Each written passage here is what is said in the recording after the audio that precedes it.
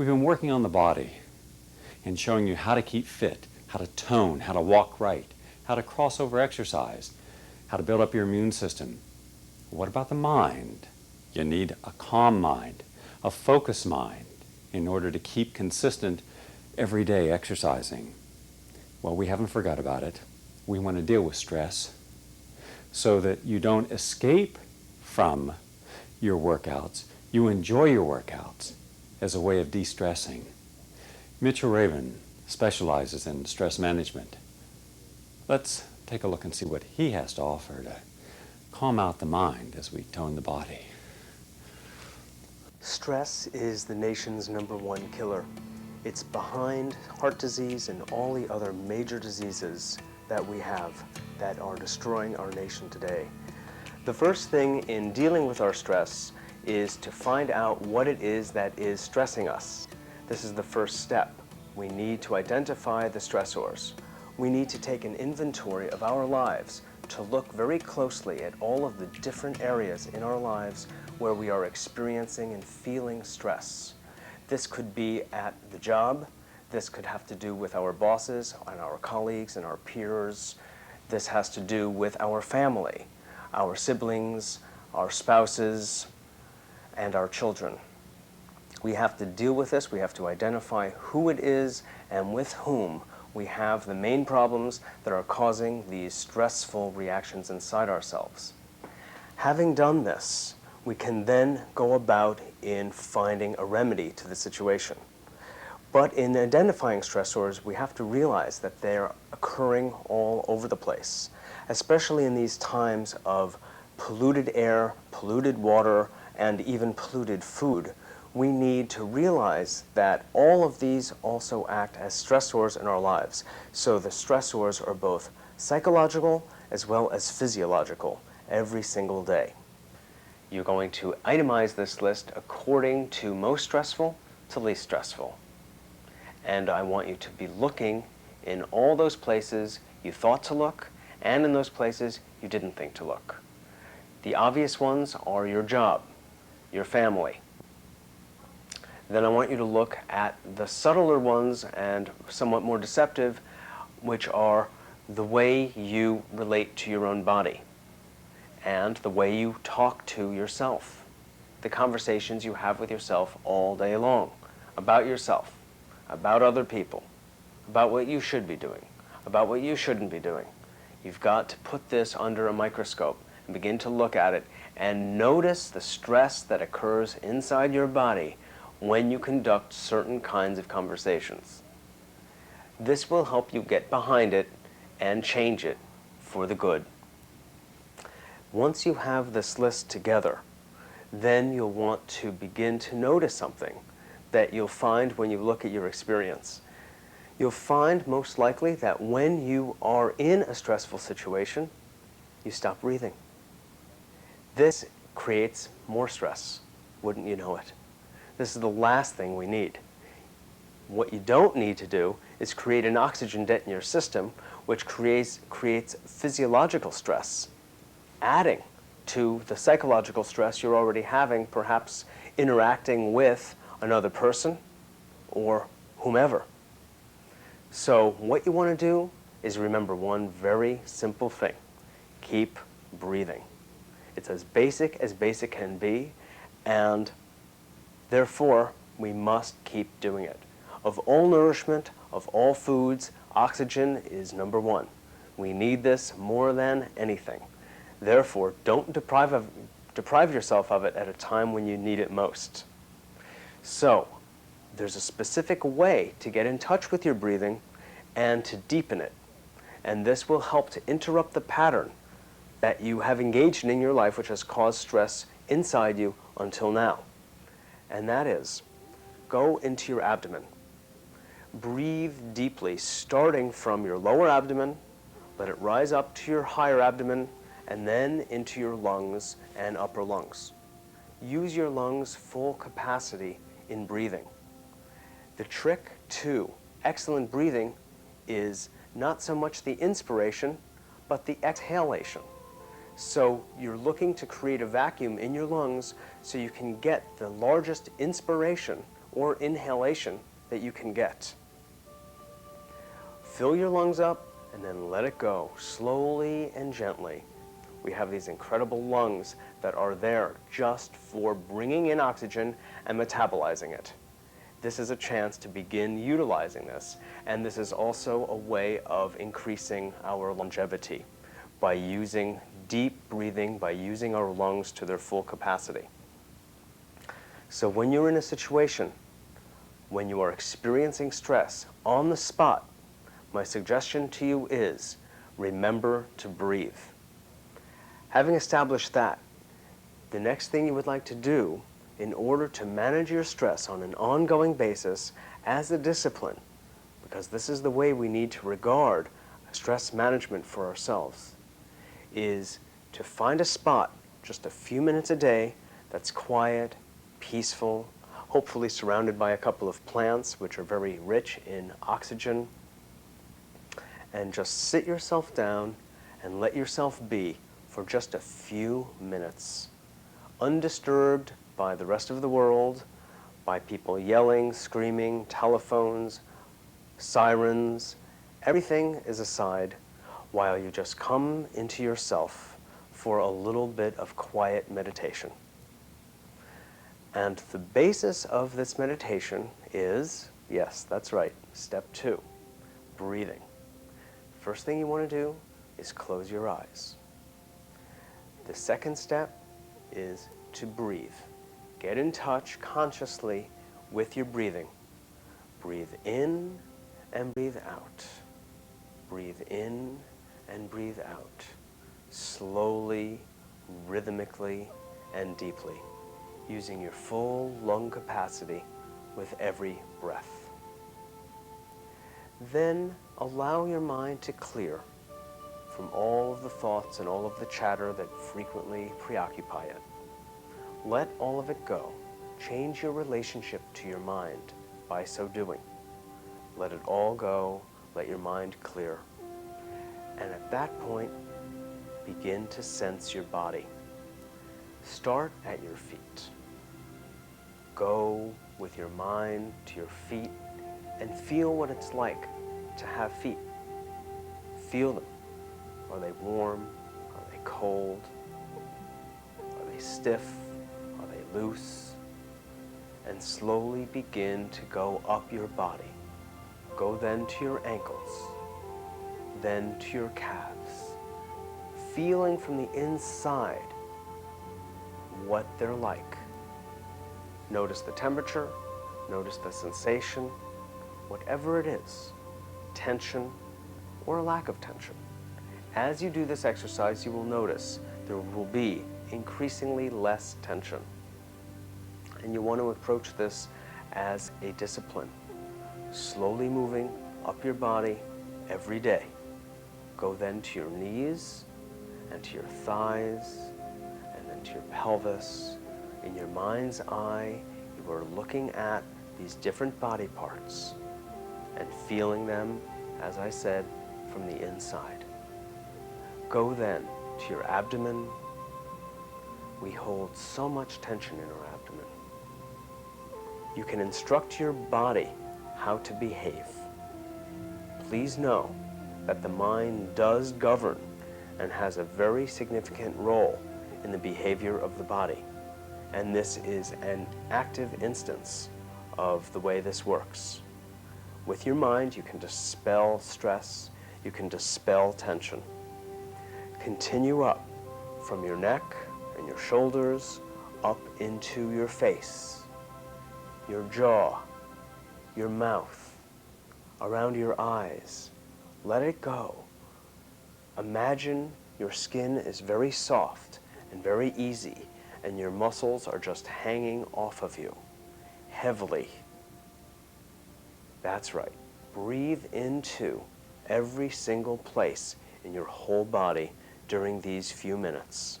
And if you find a place that is more tense, spend a little bit more time there. Give it your attention and dispel the tension. You may not get it all in one sitting, but if you continue to do this day by day, you will in fact let go of the stresses and the tensions that are in any particular area. By bringing your mind and your attention focused to all of the areas of your body, you are actually doing something extremely therapeutic for yourself. And you will notice it and just begin to keep almost a record of how your body changes and how your relationship with your body changes. What you'll want to also do is renew your relationship with your body and begin to care for it in this way. This is showing respect for your body. This is showing love and appreciation for your body. This is the basis of all health and longevity. Having a healthy self-respect and a respect for your body. And giving your body this kind of detailed attention is something we've not been trained to do and need to train ourselves to do now. This is truly the key to dealing with stress, to managing stress in our own lives. This kind of respect that you're showing for your body will pay off now and in years to come. The benefits are highly therapeutic and highly beneficial. With this sense of calm that you have achieved through doing this exercise and the utilization of the breath as I've described, you are now ready for some incredible power walking. You'll want to take your body and bring it to wherever it is you're power walking and feel it in this way.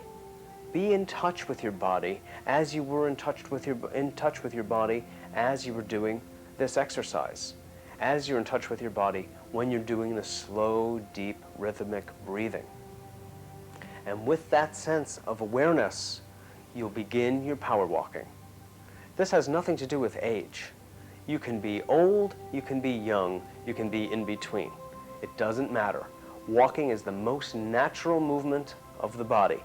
It was designed to be active, it was designed to move, the body is designed to walk.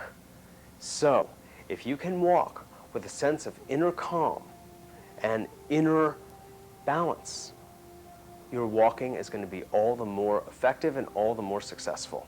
You will not be worried about how you're going to make the first mile. You're not going to be concerned with, are you able to actually do this? You will not be preoccupied the way we're usually preoccupied. You will have found a sense of inner peace and inner quiet, which you can use effectively in really empowering your power walking.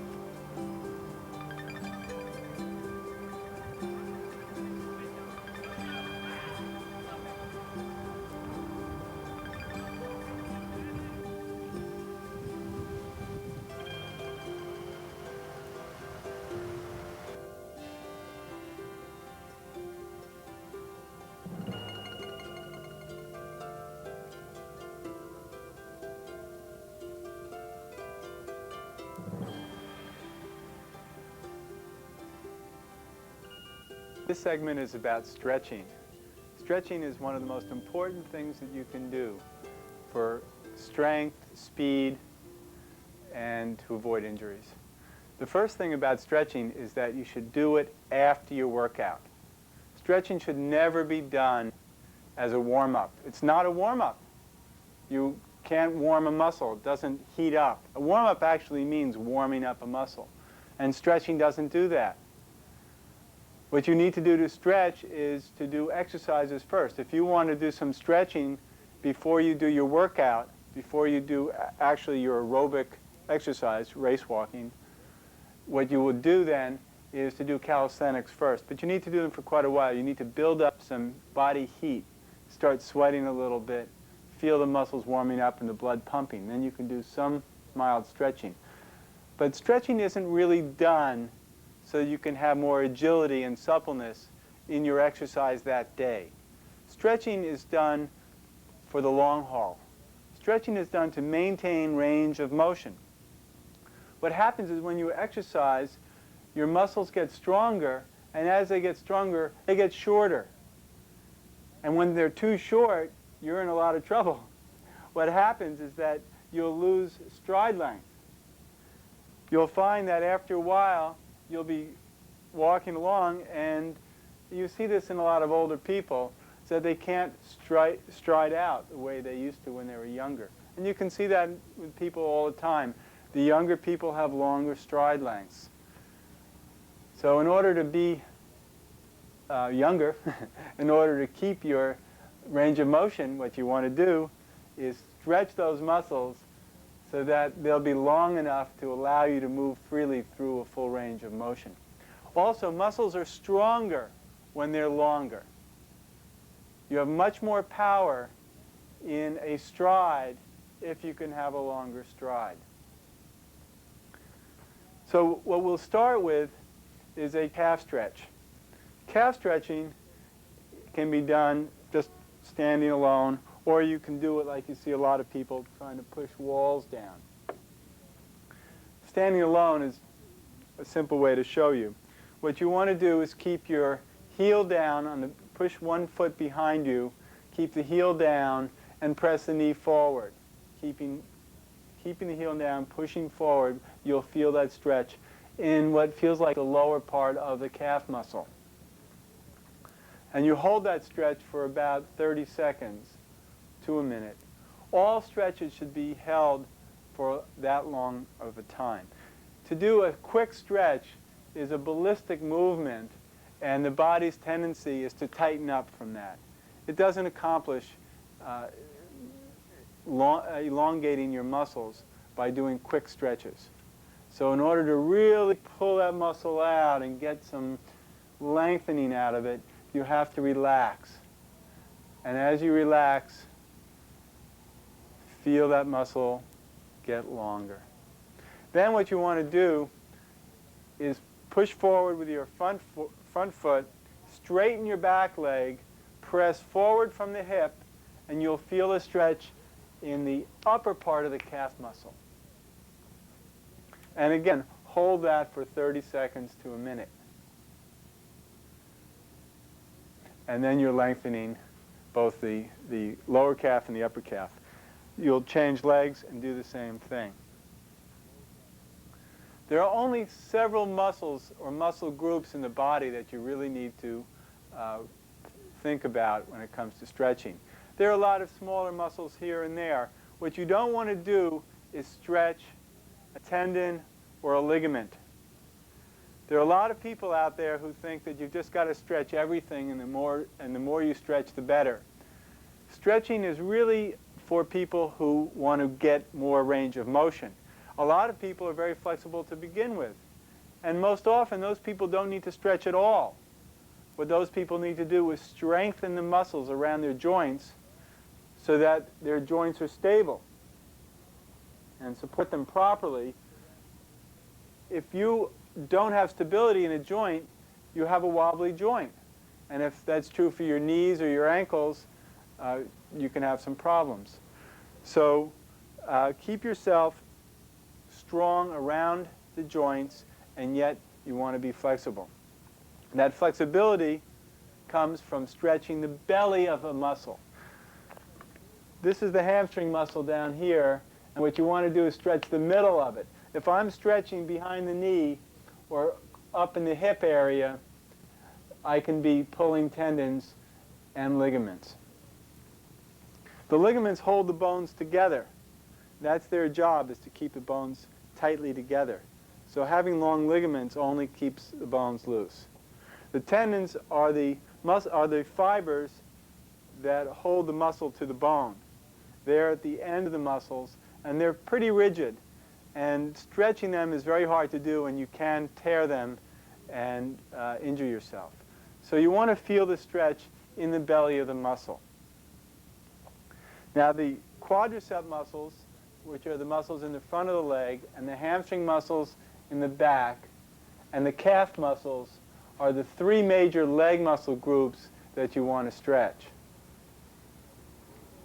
To do a hamstring stretch, you need to work basically lying on your back. If you're standing, a lot of people think toe touching is the way to stretch out the hamstring muscle. A toe touch doesn't accomplish anything except perhaps injuring your back. What happens is that you're already standing on a muscle that you're trying to stretch. So that muscle is contracting, and then you're stretching that contracted muscle. You're not even getting that extra range of motion out of it. The muscle is tight and can tear. Also, a stretching position, standing and touching your toes, you can pull ligaments in your back and you can hurt your back. A lot of people don't realize the potential dangers of that. So please be careful, and the older you get, the more important it is to keep your back healthy and safe. So the best way to stretch a hamstring muscle is to be lying on your back. You want to be lying on your back so that the muscle can be relaxed. What you do is you grab your calf and you pull the leg up toward your chest or your forehead. You don't want to lift your head in the air to meet your leg. You can just relax back. You can keep your leg straight or bent or any position you want it in to feel the belly of that muscle stretch. What happens is that you can pull your leg in different directions and feel the stretch in different parts of the muscle. You can actually sculpt your stretch that way. And then you just lean back and let that muscle stretch out. After a while, you'll be able to pull up a little bit more as the muscle gives. Another muscle group that you can stretch from this position are the gluteal muscles in your rear end. The gluteal muscles tighten up a lot also, and if you pull your knee over to the side more, you'll feel that stretch in your backside.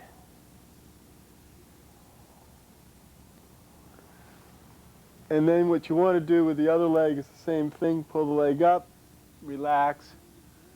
And again, these stretches should be for 30 seconds to a minute. The next stretch is for the quadriceps. Now the quadriceps are the large muscles in the front of the upper leg. And the best way to stretch them is to lie on your stomach, grab your foot with both hands, relax, and just press the foot down against your buttocks. And just relax in that position. And you'll feel that stretch right through the belly of the muscle. And you'll feel that muscle getting longer. It's a nice, relaxing stretch. Hold that for a while, and then move to the other foot. Same thing. Let's get a nice stretch out of that. So those are the muscle groups you want to be concerned about. The calf muscles, the quadricep muscles, the hamstring muscles, and the gluteal muscles.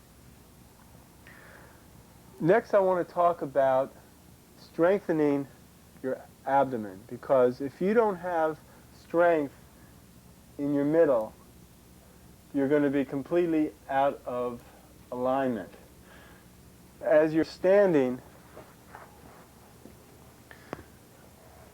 if the stomach is giving, your body can just collapse and you'll have back problems. So if your stomach is strong, that holds your pelvis in the right position and you won't develop any problems with your back, and it'll keep your legs strong. So what you want to do is sit-ups that accomplish what your stomach is there to do, which is to bring the pelvis and the rib cage together. That's really what your stomach does. Your stomach holds the pelvis on one end, the rib cage on the other end, and tightens them up. So a sit-up actually is designed just to bring these together and keep you strong so that you're not falling apart. So you want to tighten this up. Now the best way to tighten that up is with a sit-up. And the best kind of sit-up to do is the following. Lie on your back. Now you can either have the leg up, knees up, or leg out straight.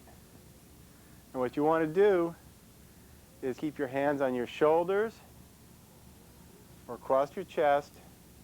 You don't want to hold your hands behind your head and pull up from your head because you can stretch out your neck and cause neck injuries. So just relax with your hands in a comfortable position. Raise your back only about this much off the ground. That's about 5 inches or so. And then back down and up and down. That's all there is to it. One mistake that people have when they do sit-ups is that they lock their feet under something so that they can pull themselves up easier. And actually, this movement of bringing your shoulders toward your knees is called hip flexion. And in order to do that, you use what's called hip flexor muscles. Those are the muscles right in the joint between the leg and your stomach. They bring the leg up to the shoulder down to the knee. Those hip flexors can get too tight. And what happens when they get too tight is that it creates an extra tightening of the lumbar spine and make it arch more than it should. That's the lower spine. And what happens is that when the hip muscles are tight, they pull through because those muscles go from the front of your hips right to the attachments to the lumbar. And they tighten it up too much, causing back strain. So if you do exercises that tighten up the hip flexors, you can create that back strain. So you want to avoid that. So please do not do your sit-ups having your legs held down or using a bed or a chair or something to put your legs under to keep them down while you pull yourself up. Always do sit-ups with your legs free. If you have your knees up also, it takes the pressure off the hip flexors and you can come up a lot easier.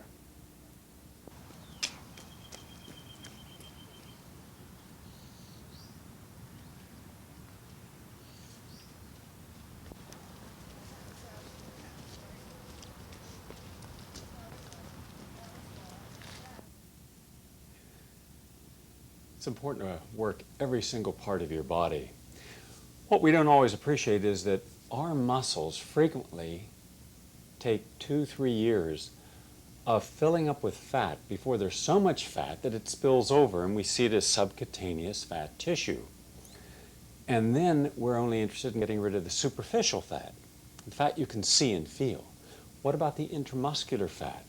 This is why any kind of isolated muscle exercise, like right now I'm isolating my shoulders and back, it helps burn out that, tones you up.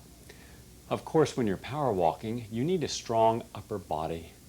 To have a strong upper body, you got to exercise. But what happens if you've been leaning over a desk most of your life, or a word processor? You might have lower back problems. We've asked Dr. Alan Pressman, a leading physiologist, holistic chiropractor, to give us some advice, what we can do in case we have any kind of deformity or any kind of pains and aches and we don't know how to get rid of them. He'll give us a big hand here. So we can do these kind of exercises. And so we can walk better and longer. We can feel better in everything we do.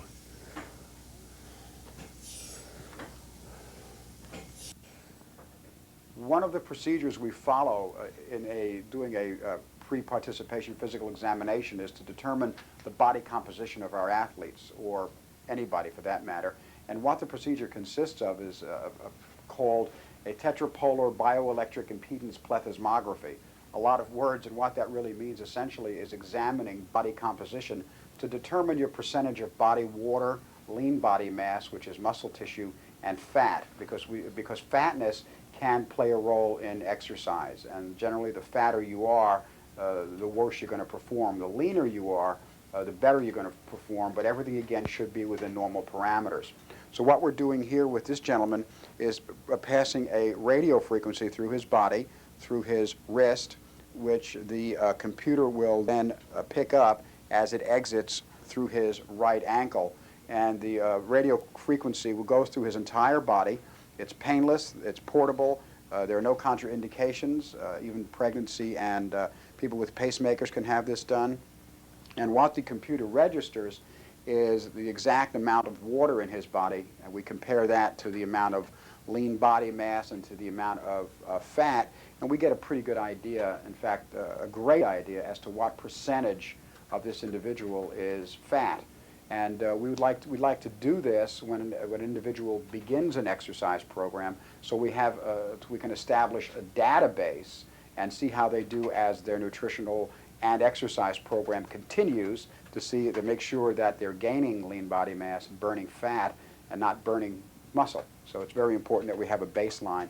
And when we're done, what we wind up with is a completed report which gives us all the information we need. Plus, it will give us some framework as to how many calories he should be consuming, how those calories are to be divided, what percentage fat, what percentage carbohydrate, what percentage protein, and ideas for food choices. In addition to that, we've got some exercises outlined that are going to help him to build lean body mass and burn fat at the same time. And it also outlines at what rate of cardiac output these exercises should be done at. So again, this is an integral part of the pre-participation physical, and it also is an integral part of following up with our professional athletes or our weekend athletes to make sure that their particular athletic program is supporting them as far as body composition is concerned.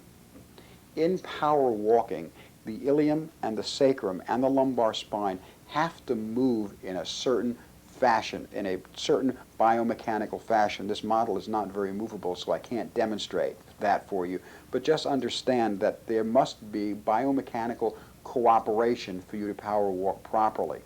Cooperation between the ilium and the sacrum, where there is a joint on either side, and the sacrum and the low back. Now, the problem exists when we power walk and we do not have this proper biomechanical evaluation done. We do not have proper biomechanical motion here, and you power walk abnormally. Instead of having cooperation between the joints of the low back, we have antagonism.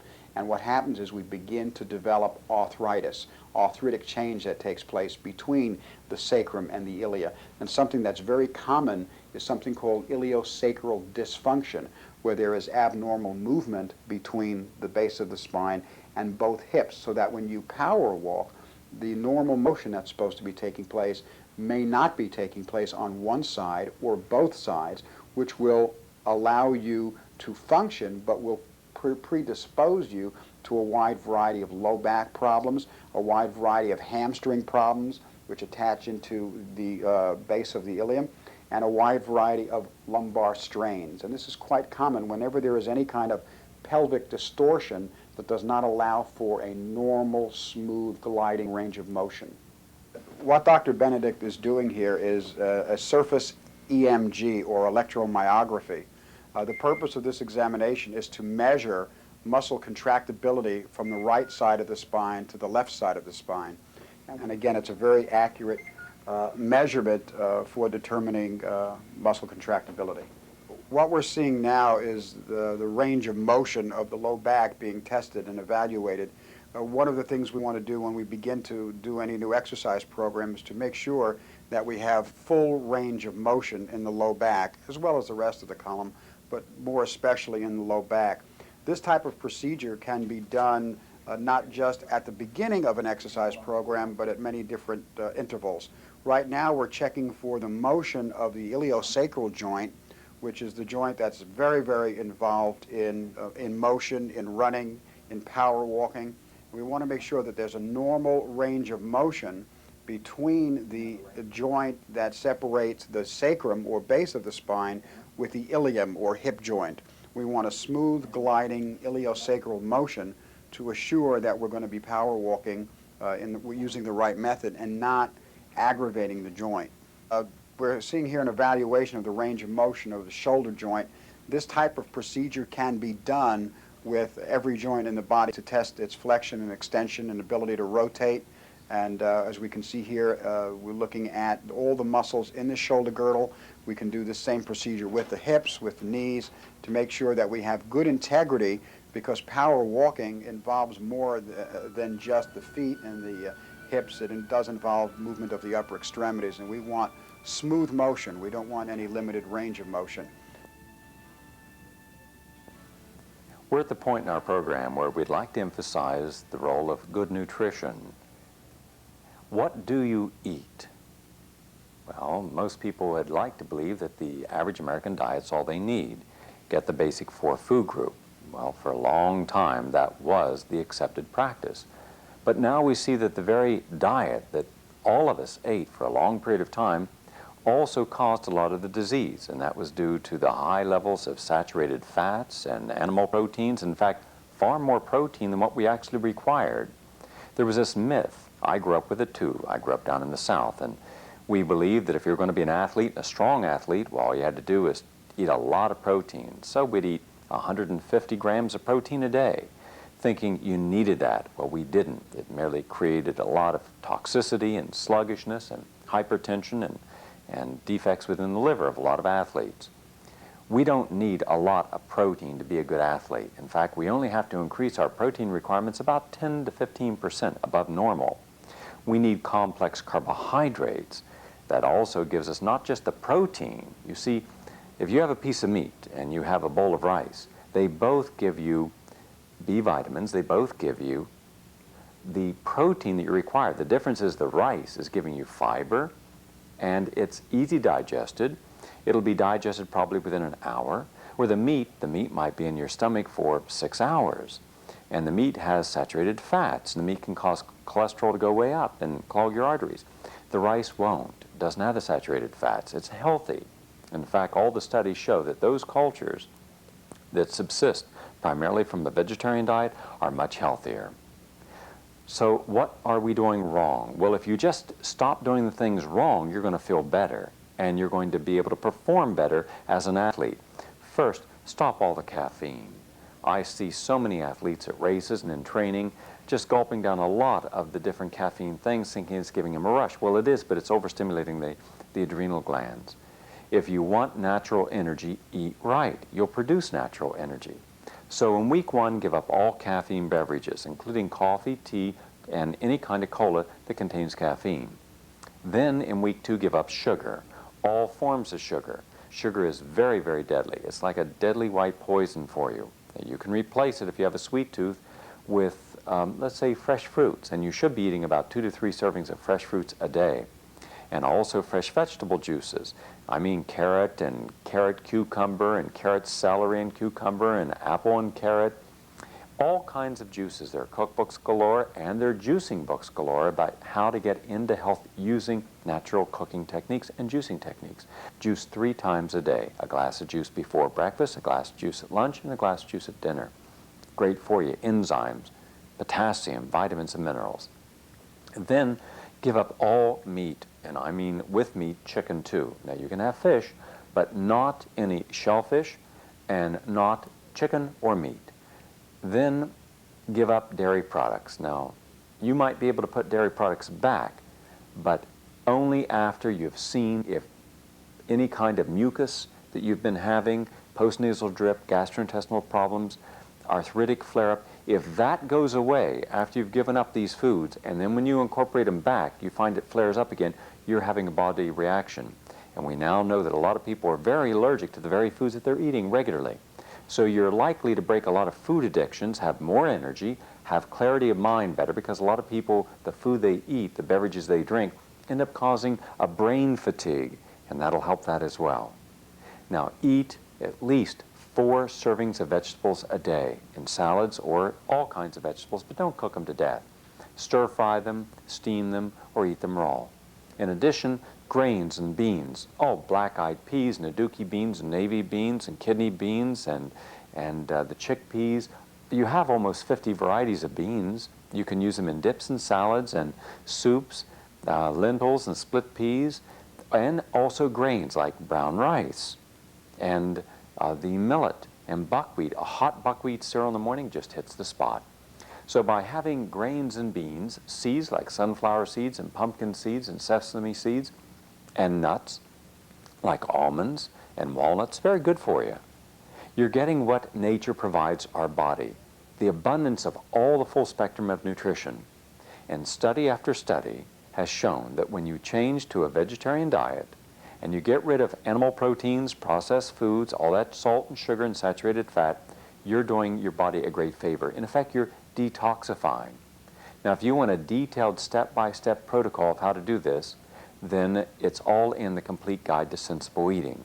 And that shows you how to detoxify and rebuild, even how to use herbs for good health. It's not that difficult to be healthy, and it's not that difficult to eat right. We just have to break a lot of long ingrained patterns where we've been eating based upon taste, not based upon what our body really requires. Either salty and crunchy or sweet and soft. And those can be very deadly combinations over a period of time. Now, what about exercise other than, let's say, walking or running? It's called crossover training.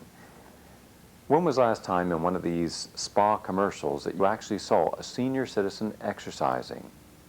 You haven't, and you should. We could be preventing major disease, musculoskeletal disease, if we got people into gyms. Now let's just take a look at some of the exercises anyone could do. And they're trainers in all these gyms, and gyms are all over America now. YM and YWCAs are there with instructors to help you. So you're never too old. You're never too disabled to do something with your body. And every muscle group in the body should be exercised. Every muscle group. These are lat pulls. What I'm doing here is I'm using the simple lat exercise, the latissimus muscles. These are on the sides and the upper back. Now this is for the legs, and these are helping my extender muscles. This is helping the thighs. This is helping the upper chest and the pectoral and what are called the deltoids and trapezoids. All those upper shoulder muscles, and for the women this is excellent exercise for breast tissue underneath the muscle tissue. This is helping this Roman chair sit up. This is helping the legs and the abdominal muscles, especially the flexor muscles, and this helps strengthens the back. These are what are called military presses. I'm pushing up, hitting the tricep and bicep, exhaling as I go up and inhaling as I come down. Strengthens the whole upper shoulder and back and arm and neck. This is a bench press, and the bench press affects the chest muscles, real strong chest. Gets good pectoral movement on this. And again, I'm doing it fast, you can do it slow. You can do any size weights, just curling. These are simple dumbbells. You could use 2 pounds, 5 pounds, 10 pounds, gradually work up. And you can put these at your side like I have them here, or you can put them in front of you and do this as well. It's an easy but very, very good exercise because it's pumping blood into those muscle tissues, burning fat in the muscle tissue. And that means more muscle tissue, and you get faster and stronger. Remember, most athletes should only have about, for the men, 15% body fat, and for the women, about 17% body fat. This is a rowing machine. And again, I'm using the full spectrum of my calves, my thighs, my hamstrings, my upper back, my abdominals, my forearm, and my bicep. This is a very good one. This is a climbing machine, and this is helping my calves and my thighs. It also is very aerobic. That means that it's helping my lungs, my cardiovascular capacity. It's getting my resting pulse rate up. And as you can see, it really works the calf muscles. And for power walking, you want to work the calf muscles. You want to get the push off, and this helps with that push off. Also, it will help in time prevent some of the shin splints. Now, for a lot of people, they have in their home one of these stationary bicycles. The different models, they all work the same. You can get one for about $150 or up to one of these, which is about $500. And you can do this slowly or fast, and you can go generally about a half hour. And you should use some tension. It shouldn't be too easy to do. Now this is one of the more difficult, but really one of the more better conditioning machines. This is a Nordic walking machine, and it is what was used by many of the Olympians, especially for cross-country training. And you have to push on the where the abdomen is. You're pushing in and you're using your arms. So you can see with the definition in the shoulders, the upper back. Now here is a incline machine. It's different than the other stationary bicycle. And this is using more of the extended muscles, the long muscles on the thighs and the calf. Just look at the muscle groups that are being used, and that tells you what you're using. This is a real good exercise for people on speed. But the best of all, the single best exercise is walking on a treadmill. It beats walking outdoors if the weather's bad. Almost every health club has a walking treadmill. And where most people run on treadmills, here you can walk. You also have the opportunity to always have one foot on the mat as it's going under you. And so you tend to have a better form. Your form is more restrictive. And therefore you have to be almost more legal. And as you can see, look where the arms are coming back and forth, where the hands are coming. Look at the rotation of the hips. Those hips are coming forward, and then the leg is locking as my body passes over it, landing near the heel and pushing off near the toe. Now, of course, if you have mirrors around, you can see yourself in it. This is all called crossover training, using every single muscle group in the body. There you have it. But keep in mind, you can go over any part of this film time and time and time again. That's why we put everything up on the Chiron. Those are the words on the screen for you to follow. It's your life, and this is about re-empowerment. It's about feeling good at any age. And by the way, do yourself one favor. Never, never act your age. I'm Gary Null. See you on the track.